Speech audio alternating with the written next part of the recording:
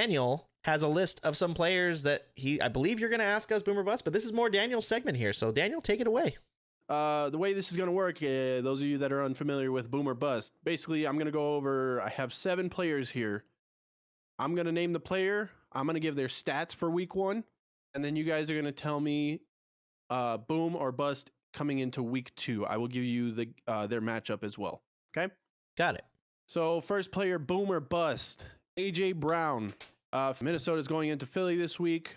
Week 1, A.J. Brown had 13 targets. He had 10 receptions for 155 yards with no touchdowns. I'm going to say he's going to boom. I think he goes in there. He's the guy in Philly. So, I mean, him and Jalen Hurts are the guys to watch out for, especially in fantasy. But he's going to get his target still. I don't think Minnesota has that great of a pass defense. Their defense is pretty good, but I don't think it's that great. They're going to score some points. I think he gets in the end zone. Perfect. Tony, thoughts? Boom or bust? Going to be a boom. Like I've been saying it since we started. Him and Jalen are just getting back to what they were doing in college. He's going to be a big target once again. You could see Jalen Hurts is getting a little bit more comfortable on the offense. He still has some work to do, but he's going to be targeting Brown a lot. And to say something, I think if they could contain Justin Jeffrey, which is going to be very fucking hard, they could pull out a win. Perfect. Steven, you want to round us out here on Boom or Bust with A.J. Brown? I'm going boom just because I'm a little biased because I have him on my fantasy team. He did go off last week. I wish he would have scored a touchdown, but Philadelphia did well without him scoring a touchdown. But I think Minnesota did not face the talent that Philly has on wide receiver. Hopefully he'll score a touchdown and be another top 5 receiver this week. So we're all going boom, it looks like. Yeah, we got 3 booms for the first player this week. A.J. Brown did really good in week 1. It's surprising that he didn't have a touchdown considering the Eagles scored 38 points in that game. But he did have 155 yards and he was targeted a bunch. So I do like him booming in week 2 as well there. Next player we have, let's switch up positions here. That's what she said. Let's go Derrick Henry. He had a terrible week 1 outing in New York. Tennessee is playing Buffalo this week. So he had 21 carries in week 1. So he still got his workload in, but he only had 82 yards. He had no receptions and 1 target. So Casey, we'll start with you again. Boomer bust, Derrick Henry week 2. So I can segue into this too. So Derrick Henry is playing the Bills this week. The Bills shut down the Rams running last week. I actually have Derrick Henry on my sit-em list this week. I think he's going to bust. I don't think he's going to score as many. He might score a touchdown. They might get in the red zone. They might put him in right there and he gets in the end zone. But I don't think he's going to get all the yards that he usually does. I have him as a bust. Okay. Tony, let's move on to you. Boomer bust for Derrick Henry in week 2. I think week 1, running backs just had it rough overall. I'm going to give him a boom. I know that they are facing the Bills, but I think he just had an off week. He is a fucking beast. And we've seen him do grown man fucking dirty left and right. So I think he's going to I think he just had an off week. He's going to come back with some aggression. And I think the Titans are going to rely on him to do whatever little they're going to do against the Bills. Overall, I'm not going to give him a win, but I think he's going to be the key to them even scoring next week. Steven, what do you got on Derrick Henry going into week 2 against Buffalo? Yeah, so the Bills defense is just another story by itself, but Derrick Henry is also a story by himself usually. It's basically a rock against a removable object. But I still think he's going to bust this week.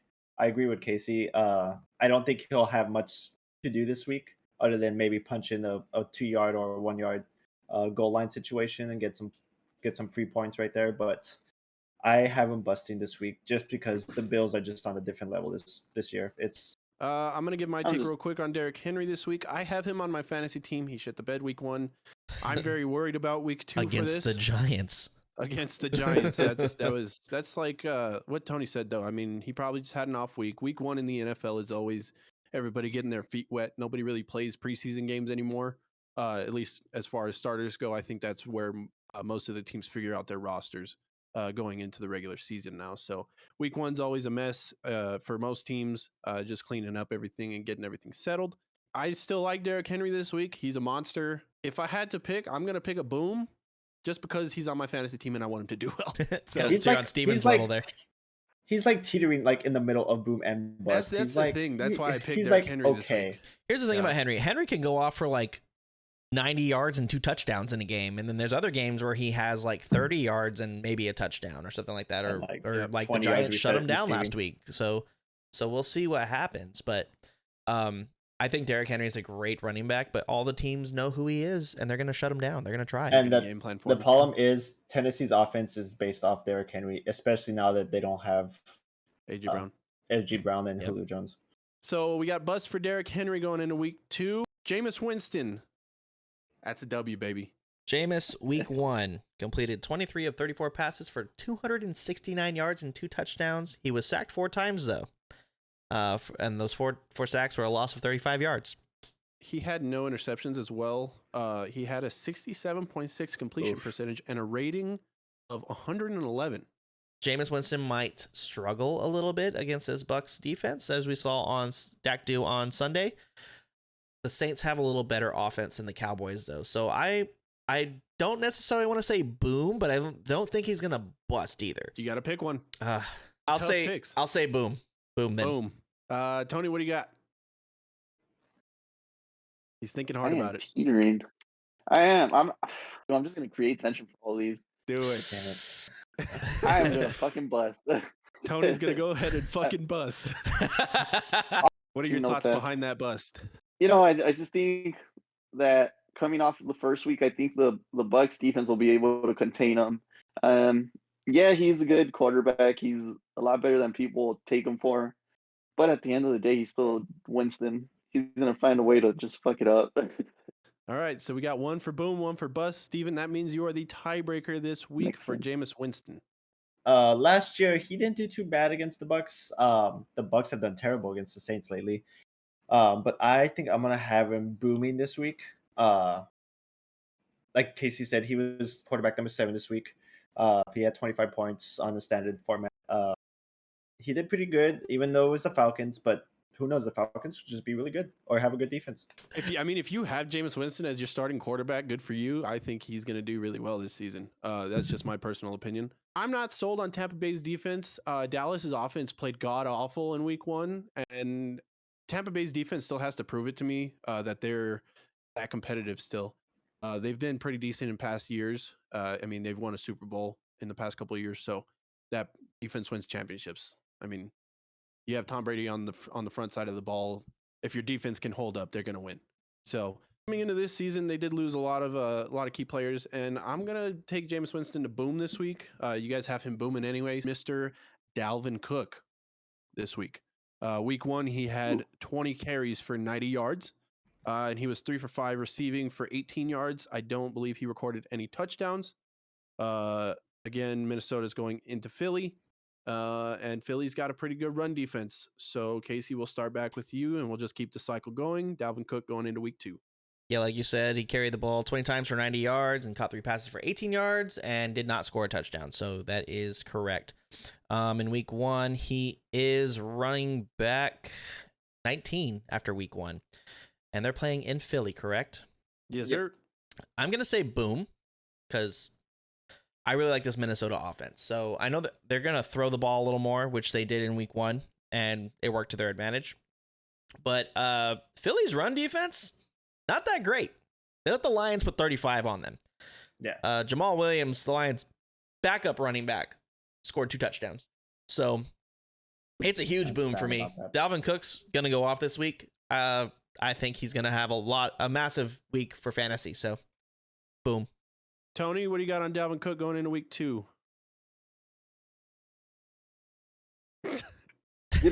Tony. I love it. It's his look. look. He has that pondering thought on his face, like, fuck, which way do I go with this? Well, because the Eagles have Casey, you give the Eagles run defense too little credit. They could hold up their own. Like we said, they got comfortable with the lead and they just let shit go by until they had to be like. You're just mad because you're a Cowboys fan. No, not but their run defense is good. They held down the Lions until they started playing around, and then they're like, oh shit, we got to play. So I think their run defense is going to be good until they realize that their secondaries are trash and they're going to have to find a way to take care of Justin Jefferson. So they're going to open up the field. So I'm going to give them a boom based off that because they're going to be trying to cover the receivers in order to compensate for that secondary. He's going to have a lot of playing room. So I'm going to give him a boom. Yeah, I like that take a lot, actually.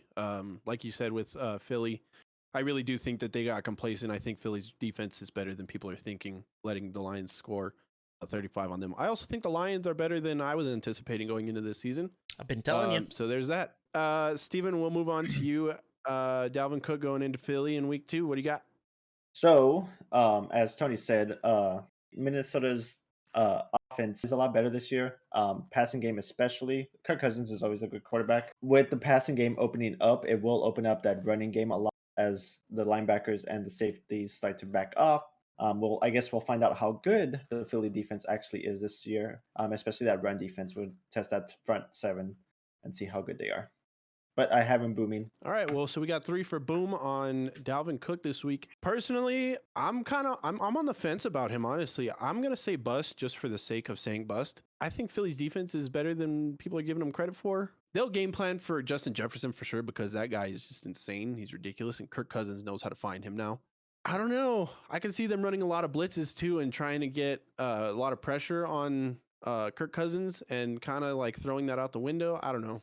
That crowd is pretty electric and they get pretty loud there. So I'll jump in and just go with you and Steven's logic for the last couple players. Dalvin Cook's on my fantasy team. He's booming.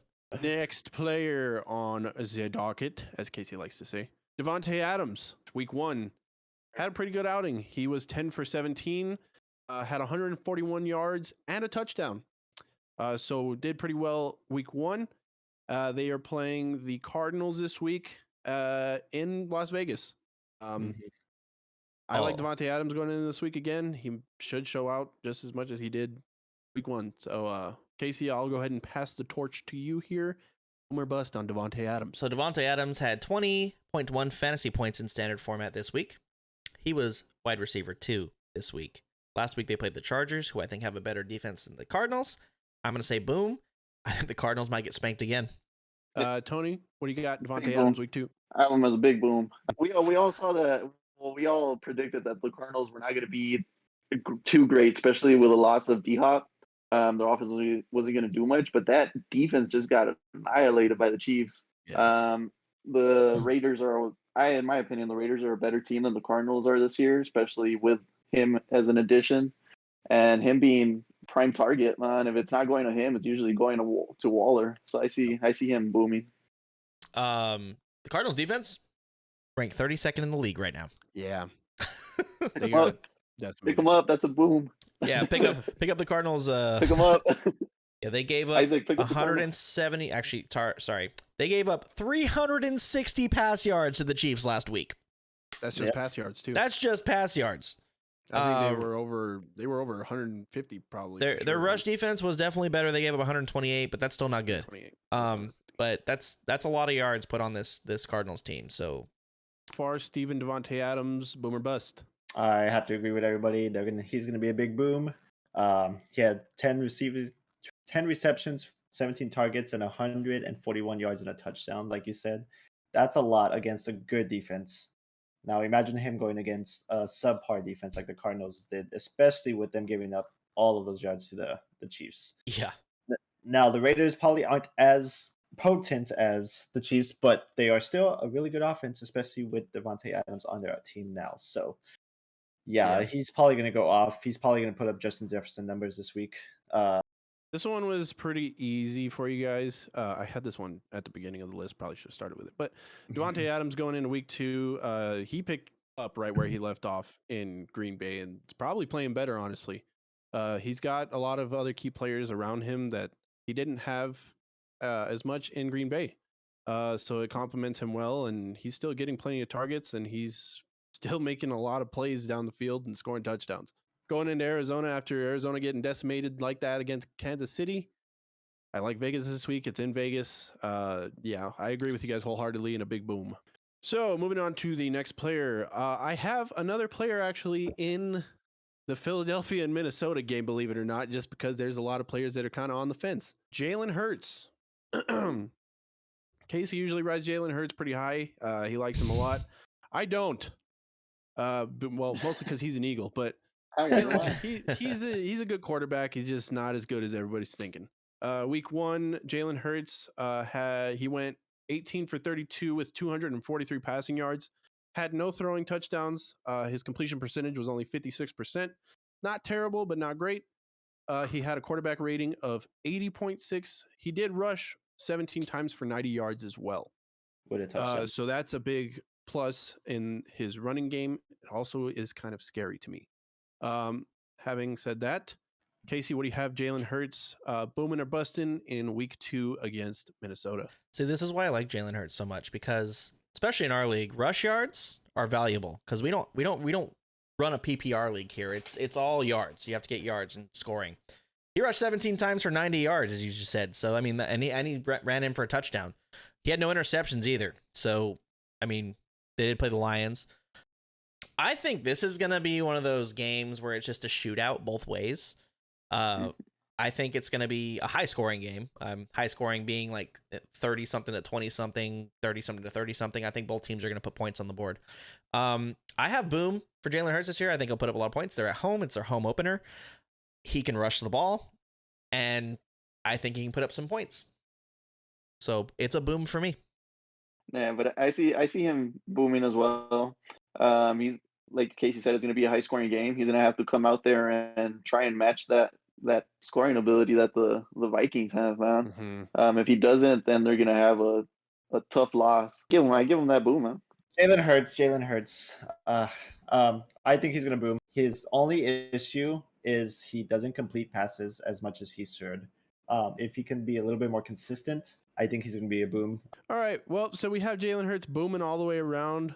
I kind of don't like Jalen Hurts going into week 2. We know you don't like Jalen Hurts. It's not what I meant. It's not what I meant. As far as booming or busting goes, I don't like him this week because the Vikings defense looked electric in week 1 against Green Bay. They shut Green Bay's offense down hard. Crazy. Aaron Rodgers was furious that entire game because he couldn't do anything. Hey, Zadarius Smith going to Minnesota and playing Green Bay in week 1, he shut them down. Yeah, he did. You heard his name being called every other play. He had a lot to do with that shutdown in Green Bay.